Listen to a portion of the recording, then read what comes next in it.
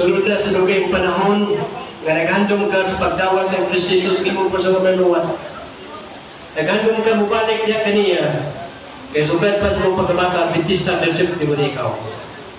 Magsalamat sa imong desisyon. Huwag na makababag sa pagdawat ng Kristo Jesus nga imo siyang manluwas. Wala na tao nga makapugong nini. Kundi ang pagsunod kaniya kanunay, mo gikinahanglan aron nga sa iyong pagbalik, andam siya sa pagdawat kanimo, kuyo magkasigaran sa mga kanya. Mo'y maghandom. Pusa, iba mga isaat sa kanunay na si Kristo na gano'n ang tayo.